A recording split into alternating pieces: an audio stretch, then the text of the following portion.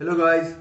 So in this part of video we are going to study about Marathas. हम लोग कर रहे हैं चैप्टर ट्रेड टू टेरिटरी, जिसमें हम देख रहे हैं कि ब्रिटिश इंडिया में क्यों आए और उन्होंने कैसे धीरे धीरे इंडिया के छोटे छोटे किंगडम्स जो है उनको कैप्चर किया। फर्स्ट पार्ट में हमने देखा कि कैसे उन्होंने नवाबी ऑफ बंगाल कैप्चर किया। सेकेंड पार्ट में हमने देखा कि उन्होंने किस तरीके से सदर्न पार्ट ऑफ इंडिया जो है मैसूर का जो टेरिटरी है उसको कैप्चर किया। Now in this part of video we are going to study about that how they captured the reign or territory of Marathas. उन्होंने मराठा साम्राज्य को, मराठा एम्पायर को कैसे पूरी तरह से डिमोलिश कर दिया। Yes, I am saying empire. Why I am saying empire? Because Maratha जो है मुगलों के बाद मराठाओं ने अपना एम्पायर बना लिया था पूरे इंडिया में, और वो majority of the part, almost 80% of the part of India उन्होंने कैप्चर कर लिया था उस वक्त। लेकिन बाद में धीरे धीरे क्या हुआ, after this Anglo Maratha war और दूसरे वॉर्स के बाद उनके जो पेशवा थे, उनके जो ज़मींदार थे, उनमें आपस में कुछ डिफरेंसेस थे, जिसके वजह से उनको टेरिटरीज जो है वो लूज़ करनी पड़ी और वो वॉर्स हारते गए और धीरे धीरे फिर ब्रिटिश ने उसको कैप्चर कर लिया। So this is what we are going to study in this chapter, कैसे हुआ, क्या हुआ। So let's start here. अगर हम मराठाओं की बात करते हैं तो सबसे पहला नाम जो हमारे दिमाग में आता है that is of Shivaji Rao. Yes, he was a very great Maratha warrior. और भी दूसरे वॉरियर्स थे जिनके ऊपर मूवीज़ भी बनी है। अभी लेटेस्ट मूवी आई थी हमारी पानीपत, उसमें भी आपने देखा होगा। It was about the battle of third battle of Panipat. It was between the Maratha warrior. Yes, so we will study about that. सबसे पहली बात, अगर हम मराठा बोल रहे हैं तो मराठाओं में जो हेड होता था वो किंग होता था, और उसको जो प्रेजेंट करता था दैट द प्राइम मिनिस्टर, उसको हम कहते थे पेशवा।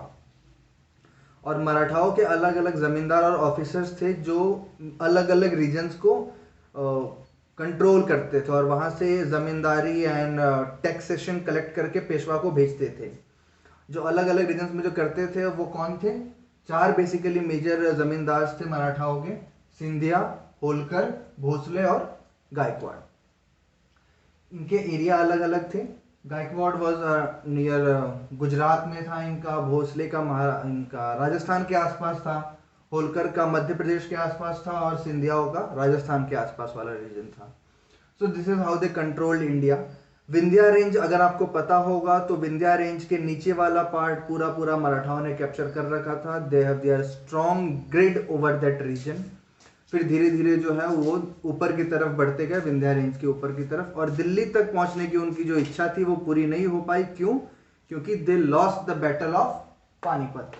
ये थर्ड और लास्ट बैटल था पानीपत का। It was fought between Ahmad Shah Abdali versus Sadashivrao Bhau. इसी पे मूवी बनी थी हमारी लेटेस्ट अभी, Panipat. So if you are curious about it then you can watch it, मजा आएगा आपको देख के। सो अब इसके बाद हमने ये देखा कि मराठा जो है वो दिल्ली तो कब्जा नहीं कर पाए, लेकिन मेजॉरिटी ऑफ द पार्ट उनके पास कब्जा हुआ था ऑलरेडी।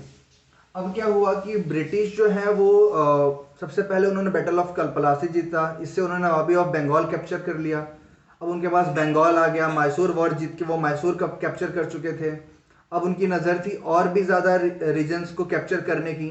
तो उसके लिए उन्हें जो एम्पायर था उस वक्त का, that is Mughal, not Mughal empire, that was Maratha empire, उससे उन्हें लड़ाई करनी होगी। उससे वो उनको हराना चाहते थे।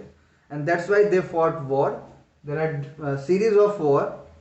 सबसे पहला जो वॉर था वो हमारा अच्छा, जो भी हम ये जो वॉर होता है, why I have written here Anglo Maratha. Anglo is for English और ब्रिटिश। ब्रिटिश और मराठाओं के बीच में जो वॉर था उसको हम एंग्लो मराठा वॉर कहते हैं। तो there are 3 series of war.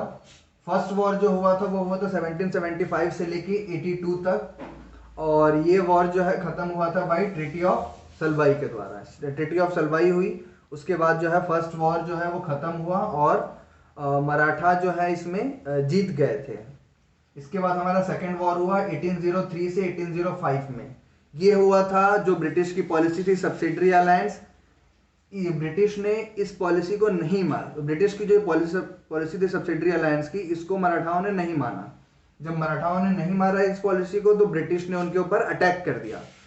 और इस अटैक के बाद क्या हुआ कि राजपुर घाट ट्रीटी के बाद ये जो हमारा सेकेंड एंग्लो मराठा वॉर है ये खत्म हुआ, और ब्रिटिश जो है इसमें जीत जाती है।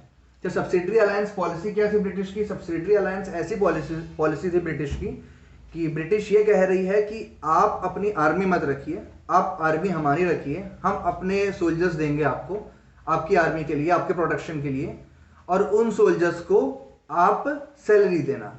यानी कि अपनी आर्मी खत्म कर दीजिए, कमजोर हो गए आप, और प्लस उनकी आर्मी को पालिए, तो उनका खर्चा भी बच गया ब्रिटिश का, जो उनके आर्मी पे खर्च हो रहा था वो खर्चा उनका बच गया। और वो खर्च कहां से आ रहा है? किंग से आ रहा है, और प्लस किंग की आर्मी भी कमजोर हो गई, तो जब भी ब्रिटिश चाहेंगे इन फ्यूचर तो उसको कैप्चर कर लेंगे, उस टेरिटरी को, उस रीजन को कैप्चर कर लेंगे, and they will gain the power. So they were very smart, they were very intellectuals, और इस तरीके से उन्होंने जो है धीरे धीरे majority of the parts of India को कैप्चर किया। और इसी सब्सिडरी अलायंस की पॉलिसी को जब मराठाओं ने नहीं माना तो वॉर हुआ था हमारा second Anglo war, second Anglo Maratha war, जो खत्म हुआ बाई ट्रीटी ऑफ राजपुर घाट। अब हम पहुंच गए 1805। अब जो तीसरा वॉर है वो हुआ है हमारा Anglo Maratha war, that was in 1817 to 1818, एक साल ही वॉर चला ये। और इसमें जो आखिरी पेशवा थे, पेशवा बाजीराव टू, इनको बंदी बना लेते हैं ब्रिटिश, और बंदी बना के इनको बितूर जेल, जो है बितूर जेल बनाया था इन्होंने कानपुर के पास, वहां उनको भेज देते हैं। और जो मराठाओं का एम्पायर था इसके साथ ये बिल्कुल ही खत्म हो जाता है, डिमोलिश हो जाता है। तो आज के लिए इतना ही काफ़ी है, आज आप इतना करिए, एंग्लो मराठा वॉर करिए, ये काफ़ी है आज के लिए। And if you have any query या कुछ डाउट हो या कोई सजेशन हो तो you can put it down in the comments. Thank you.